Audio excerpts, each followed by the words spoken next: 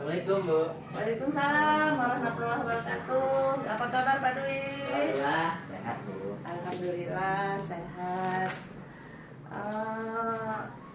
Kemarin Pak Dwi, saya dengar dari Bu Mining, katanya Pak Dwi mau temu saya. Benar apa Pak? Iya Bu, benar Bu. Oh iya.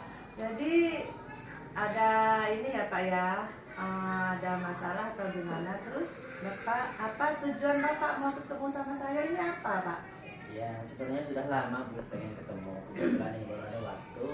Saya pengen menceritakan refleksi pembelajaran saya Bu yang ada di kelas yang terjadi pada peserta didik saya. Oh, jadi di dalam kelas Bapak itu ada satu masalah Bapak ya? Iya Bu, benar Bu. Iya. Apa itu Pak? Kira-kira masalahnya itu Pak? Di kelas saya itu Bu gini, ada sedikit permasalahan pada saat pembelajaran. Jadi ada dua siswa yang kurang fokus dalam pembelajaran, khususnya pembelajaran matematika Bu. Sehingga minat belajar siswa itu kurang. Ketika saya lihat yang namanya anak itu terlalu banyak main di kelas, terus banyak libur, kendala-kendala itu saya agak kesulitan dalam pembelajaran di kelas karena siswa itu ketika belajar matematika sering libur, sering nggak masuk. Terus ketika ada pelajaran matematika mereka juga kurang fokus pada pembelajaran matematika tersebut. Iya. Apa yang sudah Bapak lakukan dengan siswa-siswa itu? Ya, kalau selama ini Bu ya, saya sudah manggil secara langsung anak itu secara bergantian. Saya kasih sedikit bimbingan lah bahwasanya kita ini kalau belajar itu ya hukumnya wajib. Artinya dengan memberi motivasi dari dalam dirinya sehingga minatnya tumbuh, dan saya juga mengarahkan anak-anak dua ini Bu bagaimana pembelajaran ini bisa lebih aktif dan kehadiran juga bisa hadir. Nah itu sementara untuk langkah-langkah saya Bu gitu. Itu pelajaran matematika ya Pak ya? Iya. Gimana dengan pelajaran yang lain Pak, seperti mata pelajaran yang mapel ya kayak apa, agama, bidang studi, agama, olahraga, itu gimana anak dua itu? Itu ini Bu sama saja Bu, karena guru bidang studi juga sering cerita ke wali kelas kan. Iya. Kebetulan saya wali kelasnya, dengan wali kelasnya aja anak ini memang dasarnya kurang fokus, terus banyak libur, banyak izin dan sebagainya. Jadi kendala-kendala itu menjadi sebuah kendala saya di kelas. Nah, insya Allah Bu, saya pun akan lebih untuk perhatian lah kepada kedua anak ini supaya bisa ngimbangin peserta didik yang lainnya. Iya. Jadi rencana Bapak itu apa yang akan Bapak lakukan dengan anak kedua ini? Apa rencana Bapak? Ya, rencana saya Bu, saya kalau yang dari dalam diri saya pribadi sebagai guru, saya akan meningkatkan pembelajaran saya melalui media pembelajaran saya. Mungkin karena metode saya selama ini monoton, menggunakan metode ceramah, medianya nggak menarik, sehingga siswa itu kurang fokus dalam pembelajaran. Jadi merasa kurang senang lah dengan pelajaran matematika.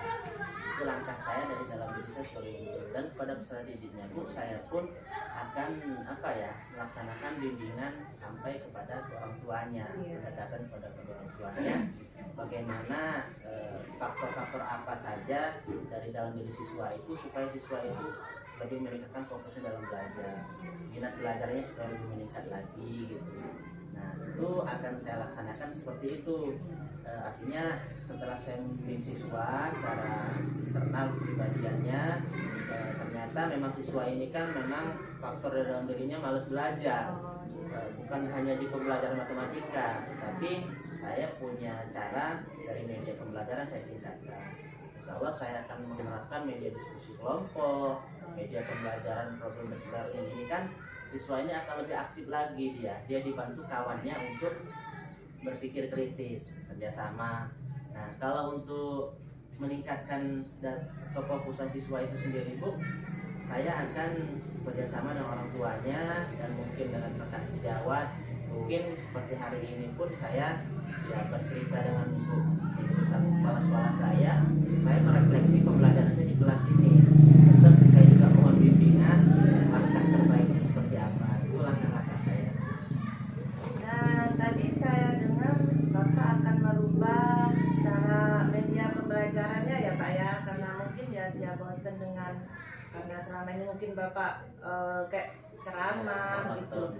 Nah, terus itu kira-kira ada hambatan nggak Pak? Kalau seandainya ada hambatan, apakah ada opsi lain yang akan Bapak berikan kepada khususnya anak 2 ini gitu? Ya kalau hambatan ini ya, mungkin kemungkinan Bu ya pasti ada di depan, tapi saya akan berupaya lebih baik lagi. Berarti kan media ini kurang ini karena setiap peserta didik kan mempunyai karakter yang berbeda-beda. Iya. Berarti pribadi yang berbeda-beda sehingga walaupun kita menggunakan media pembelajaran yang sudah menarik bagi kita, tetapi tidak meningkatkan kefokusan siswa, belajar kritis siswa juga nggak meningkat. Berarti saya akan lebih meningkatkan lagi Bu, dan juga saya akan menggali potensi peserta didik saya. Dia ini ingin belajarnya dengan cara apa? Gitu. Makanya kita melihat pada murid ya Pak Ya, ya. biar peserta didik ini ya meningkat lagi berpikir kritisnya, kerjasamanya, dan kefokusan belajarnya Bu. Karena selama ini kan anak-anak ini khususnya 2 orang ini memang dan itu faktor orang tua atau kurang perhatian dan sebagainya. Itu yang terjadi setelah saya ada komunikasi dengan anaknya. Dan juga memang terjadi di dalam kelas seperti itu Bu, belajar matematika. Terus apa komitmen Bapak dengan rencana yang Bapak buat itu? Apa komitmen Bapak dengan rencana yang Bapak tadi kan akan merubah cara pembelajaran? Komitmen Bapak apa untuk melaksanakan rencana itu? Ya rencana saya itu begini, saya pakai apa ya, kalau menggunakan media saya pun akan berkomitmen dengan jangka waktu Bu. Iya. Nah jadi jangka waktu saya lihat dulu 1 bulan ke depan. Oh ya, itu jangka waktu yang pendek itu Iya. ya. Jadi saya lihat dalam 1 bulan ke depan ini berapa kali pertemuan, media-media saya sudah saya siapkan. Ada pembelajaran, salah satu contoh saya nanti akan menampilkan video-video pembelajaran. Iya. Agar siswa ini kan tidak hanya memperhatikan penjelasan dari saya, mungkin ketertarikan dia minat belajar dia bisa meningkat dari video pembelajaran pada saat proses pembelajaran berlangsung. Termasuk contoh, mungkin juga sekolah formatif video pembelajaran.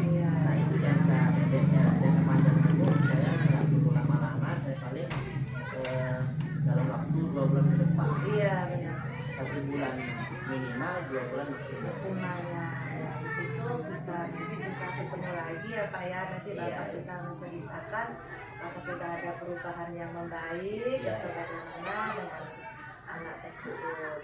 Gimana Pak Dwi, rasa sudah plong setelah bercerita dengan saya, solusi-solusi sudah didapatkan ini? Ya, alhamdulillah bimbingan dari guru ini kan ya selain daripada peserta didik pun harus kita gali, harus kita ketahui kekurangannya sehingga supaya dia bisa membantu yang lain. Dan kita juga bimbingan atas pembelajaran kami, artinya kami pun merasa puas dalam pembelajaran kami. Kendala sudah kami sampaikan dan kami pun punya cara dan ibu sudah mengetahuinya. Iya, itu kalau bisa Pak aja yang guru makalnya juga, supaya anak tersebut ya jangan hanya pelajaran Bapak saja yang berubahnya sama kayak tadi. Juga Pak Dwi, masih ada yang mau disampaikan Pak Dwi? Kayaknya sementara ini Cukup ya Pak ya. Ya alhamdulillah Pak Dwi sudah plong ini rasanya sudah menceritakan dengan saya dan mudah-mudahan bisa terlaksana ya. Nah, terima kasih Pak Dwi. Kalau mau lanjut ke kelas Bapak. Terima kasih, Ya, ya. terima kasih Pak. ya.